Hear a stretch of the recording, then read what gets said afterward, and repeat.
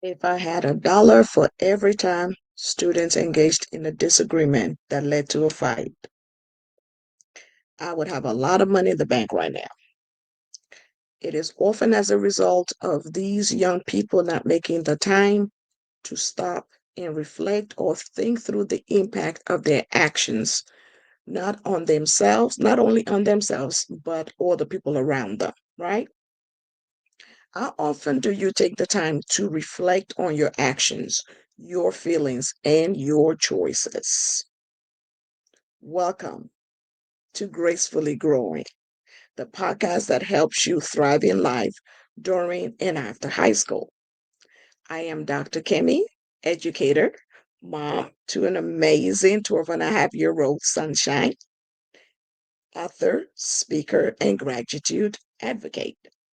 I'm so excited to have you on this journey with me as we explore the 5 key principles that will guide you through a fulfilling life. And very quickly, these 5 principles are gratitude, reflection, affirmation, connection, as well as empathy. So, last week's episode, I talked about the power of gratitude and why gratitude is important and why it's important for us to continue to practice gratitude daily. And I also gave you homework. So if you did not see that episode yet, I encourage you to go ahead and see that episode, okay? Because you have to be able to do your homework. So before we get started, I want to encourage you to go ahead and grab your journal. And if you do not have a journal, I have posted the link to my affirmation gratitude journal below. Or before you get your journal, you can simply just open your phone notes app so that you can take notes. All right. So, for those of you who already started with us last week, I want you to go ahead and open your journal and flip to the page that has your goal written down. I want you to go ahead and read your goal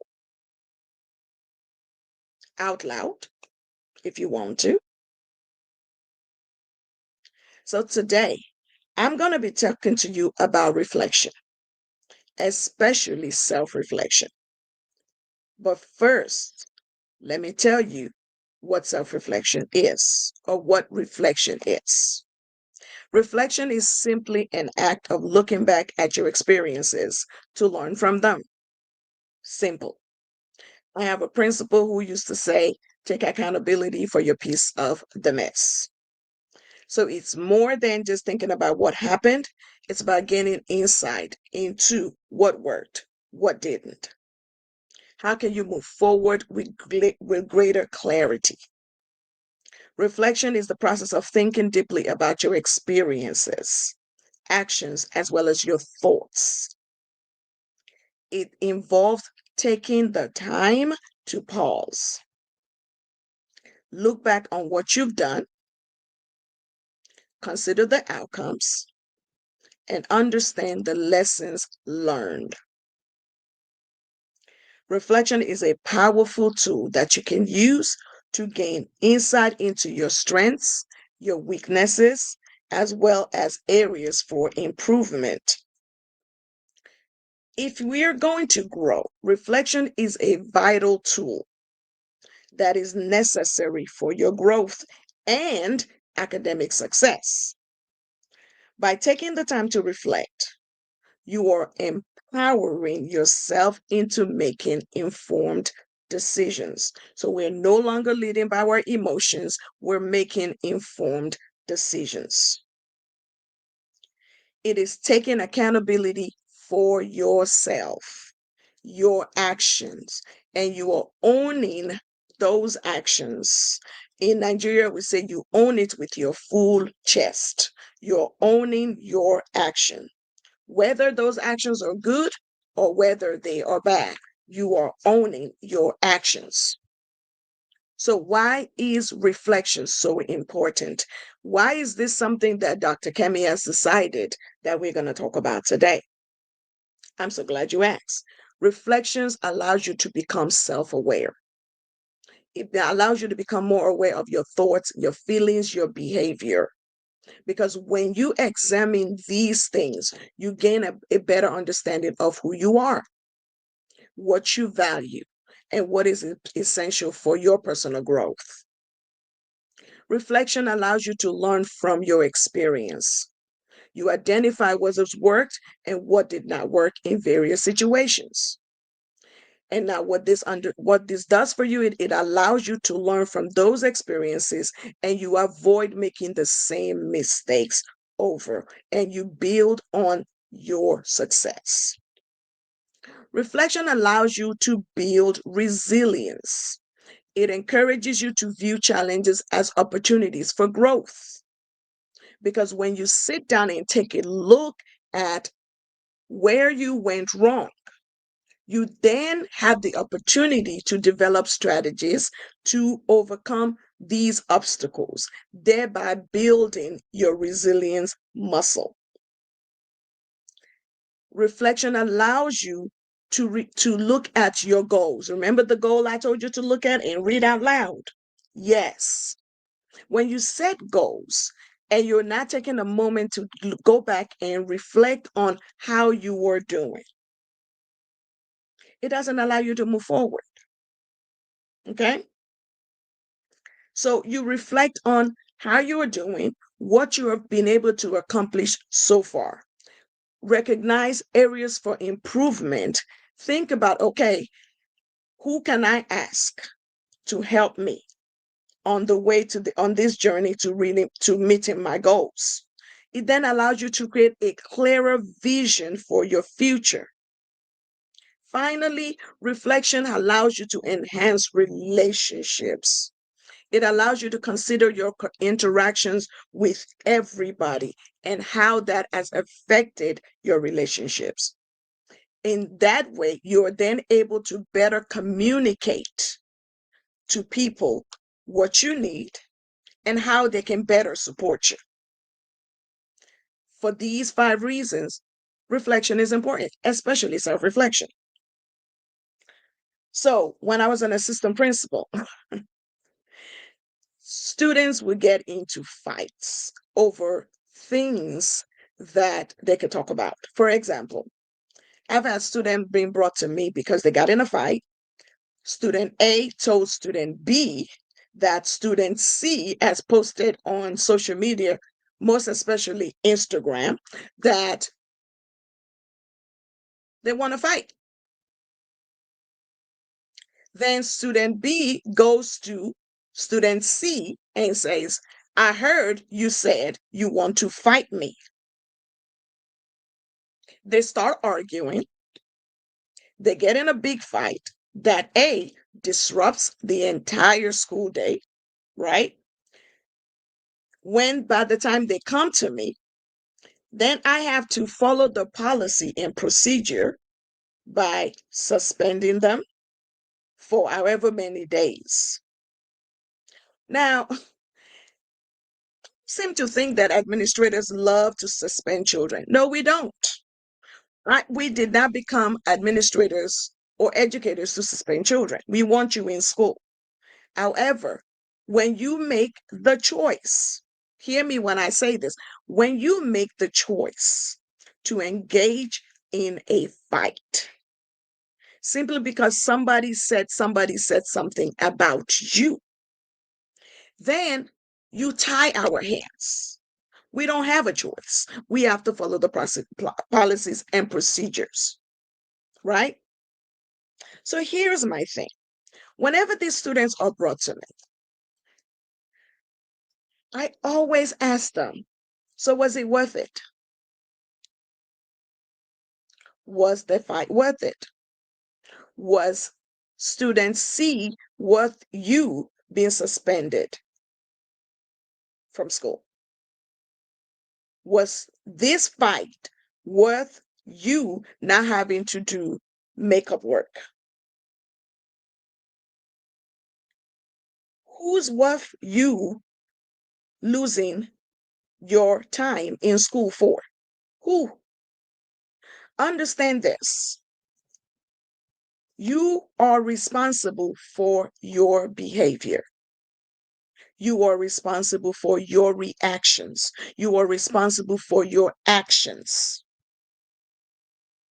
And I always tell young people, you can only control you. You can't control anybody else. You can't control what they say about you.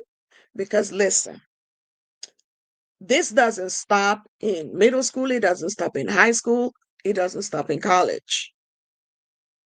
Humans are always going to be humans. How you react to what they say and what they do, that is where your true power lies. Let me wear my glasses properly so you can hear me. How you react to what people say about you or do, that's where your true power lies. That's where your true power is. So when people bring you nonsense and they bring you foolishness that might lead to a consequence, such as you being suspended from school, having to now come back after so many days of suspension, now you got to catch up. Like, who's worth that? Who really, truly, honestly is worth that? And then you're doing all of this stuff. Consider if that person is worth it. Consider if they're worth you losing your place on your basketball team, on your baseball team, on your football team, on cheerleading team. You might be an honor student, disappointing your parents, disappointing your teachers, disappointing your community. Who has that much power over you? Because when you react this way and you get in a fight, you are giving somebody else power over you. Who is worth having that much power over you? If they're not worth it, then whatever student A has come to tell you about student C, consider it noise. And keep your eyes on your goal. Remember that goal you wrote down? Yes, that goal. Keep your eye on that goal. Keep your eye on that goal. So I wanted to take a moment now to think about a recent situation. It could be an event. It could be a conversation that you had with somebody that didn't quite go well, or a decision that you made. Or did you get in an argument with somebody? How can you take responsibility for your actions in that situation? What could you have done better or not done, right? Or did you fail a test? That's always my favorite one, because you see, when I was a teacher, students are always so excited when they get an A or a B. If they make or C, if a student gets an F, it's always the teacher gave me an F. Why is it that we earned A's, B's, and C's, but then somebody gave you an F? Baby, take advantage, take accountability. No one gives you an F. If you get an F on a test, you earned that F, right? So here's what I want you to do. Think about, did you study for that test? When did you start studying for that test? How did you study for that test?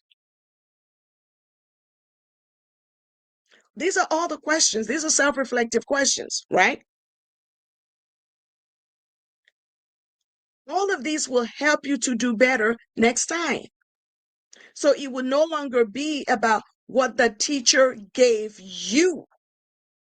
Because if you are taking accountability for your piece of the mess, which is maybe you didn't study, which is maybe you didn't pay attention in class, that way it's easier for you to now go back and say, okay, you know what? This on me. This is on me. This one is on me. I'm going to take my L, but then I'm going to do better. Okay? I'm going to do better.